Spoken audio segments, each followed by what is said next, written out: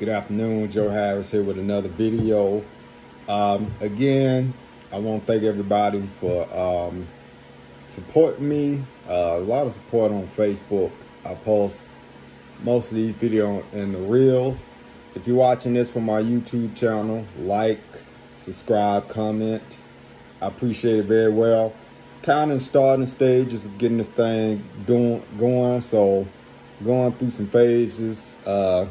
Brainstorming, coming up with new ideas, coming up with more branding. Some of the stuff I'm doing myself, but I probably end up just hiring people to do it. But I feel like I got a lot of good information. So this video, I'm probably going to entitle it something about why most people do not want to be entrepreneurs, or something to the effect of why most people don't want to do business together as entrepreneurs. Something like to that thing. So one thing, right now I'm more in the attraction marketing, network marketing space, but because I think I talk about the base of entrepreneurship. Again, a lot of y'all heard of Robert Kiyosaki, Rich Dad, Poor Dad. But a lot of the books he has, this is him again. A lot of the books are just the foundation of financial literacy and to train people to be entrepreneurs, to grow them. Why is this important? And today I was listening, I've read this book a couple of times, but I was listening to, most people think it's the third book in the series, but it's like the fourth or fifth. It's called Rich Dads Before You Quit Your Job. And the thing about his stuff is you can read it and you can go back and you can pick up something. So the reason why it's hard to get people in your business or to get people to partnership with you or that sort of thing. First of all, people wasn't conditioned to basically go into business, be entrepreneurs, and that sort of thing. In the book, well, I was actually listening on audio. In the audio I was listening to on the book, he was doing an interview, and he was talking to the lady that was interviewing him. And he was also talking about his rich dad versus poor dad. And what I like about him and whoever was the rich dad, they did great analyzation of entrepreneurs, how things they do, what environments they were put in, how people go about getting money. And he was talking to the girl. I believe it was a girl that was interviewing him. And he was basically telling her, I realized he was telling her the two conditions. So for an employee, which is the majority of us, the school system tells them you need to have all the right answers when you take a test. You want to score high as possible. If you miss anything, it puts into us that we're making a mistake is bad. If you're making mistakes as a employee, a lot of times, sometimes the person who hired you can fire you. And that is exactly what it is. And that doctrine gets into people's mindset. And I'm like, okay, he's right. You go to school, you want to get the highest grades you can. And it's just, I'm not saying nothing's wrong with that, but it's just, it indoctrinates a lot of people to not make mistakes. Robert, the thing about him was when he chose to he was listening to both his dads, rich and poor, but when he chose his rich dad ways of thinking, his rich dad told him, well, what I have to do as an entrepreneur, I have to learn from my mistakes and I have to learn to correct myself immediately. I have to grow, learn when something's not working to correct it. You know, and I said, okay, so a lot of these people, let's take the Hiltons.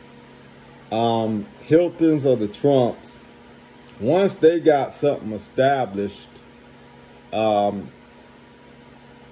company or a big corporation, they put their kids, they groom their kids to an environment where they learn the business. This business I can, go on to them, pass down to them generation after generation. Whereas Rich Dad and Robert, I think when you're kind of building, you got to set the tone and you got to make some mistakes and learn how to correct them quickly. So that's one difference from entrepreneurs versus somebody who's just an employee. And he used another example of a environment. He says it seems like when he was coming up, he always wanted to put himself in environments that forced him to grow. So, for example, he took on how to learn how to do. I think there was how to drive a race car.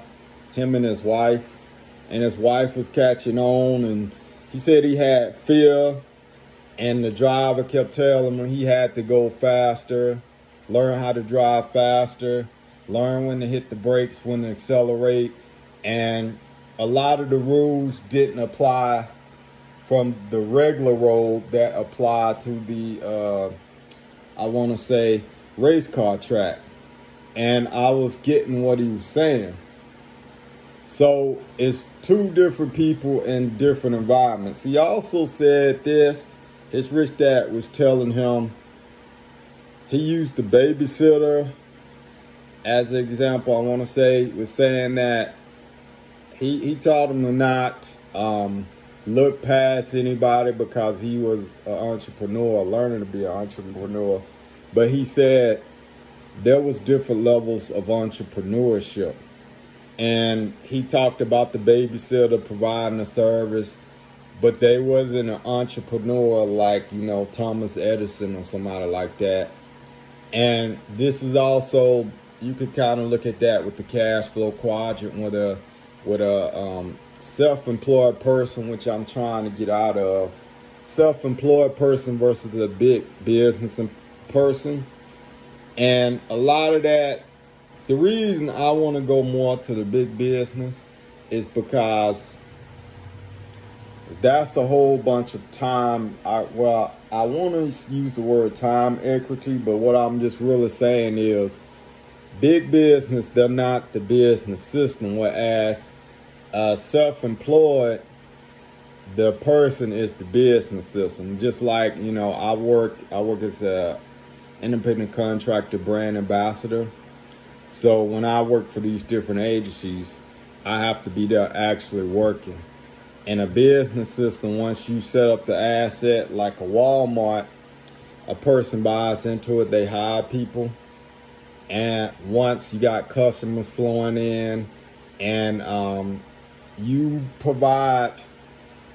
cover your expenses in that job, but you come through, you build the asset over and over and over, and it grows and grows and grows. You don't have to be present. See, I think that's another thing, financial literacy, that wasn't taught in school. The big business owners have more time versus you might get a high salary as a self-employed person, but your time is taken away, using your time for dollars. That's education that a lot of people skip over, and they don't realize why, it's good to start on that path. Again, the three, most people, the cash flow quadrant, as employees and self-employed, they also get taxed the highest. And then you got big business and investor. And most big business owners, they build the asset and a business system. The 3 business systems are franchise, like Walmart, Lowe's, where you could buy in a system already in place. Corporate is where you start the system up from scratch. So you have to put when I say scratch, you have to put in the legal side to get the branding, copyrights. You got to understand how taxes work. You have to build the brand from the inside up. And network marketing. Network marketing, a lot of people don't like. A lot of people, some people frown on it, but it's the cheapest way to start a business system. Also, most of them, I want to say, are 500 or less. And all business systems, you're trying to get a team together. And that's different. That's a different mindset from just being an employee or self-employed. But anyway, I wanted to express those thoughts. And also another thing, I was just watching Steve Harvey talk, and he was talking about a flea or something. He said a flea could jump 36 inches or something, and he was talking about if you capture one and put it in a jar, and it only jumped into that jar as high as that jar is, then it'll start jumping so it don't hit the jar. Then, if it has babies, the babies will grow up in that condition. You have to look, if you're on this journey, and you have to realize how you've been conditioned. Your conditions, whether you know it or not, affect you. And the way the world is drawn out, a lot of us are just have been conditioned to just be an employee or self-employed. And I was thinking about the way I grew up. I'm like, okay, yeah, that is right, because, my parents, hard work, this and that. And especially my father, he was a total do-it-yourselfer. So I kind of see how I'm in that space, and how my mind has to grow to move out of that. So I just wanted to share that with y'all. Again, with my brand online, I'm kind of messing with stuff. My channel is probably gonna, what I've been saying, the Entrepreneur Corner, but I'm kind of still messing around stuff. I realize y'all tuning in to me, checking my stuff out.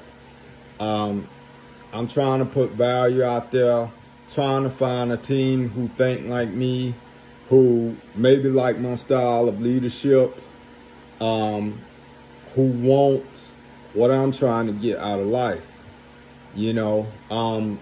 Trying to start some power, trying to get businesses and assets built. But of course, if you don't put those seeds in your mind and put it out there, it's not going to happen. So if you like this video, if this is some knowledge to you, like, share, subscribe, and I will see y'all later.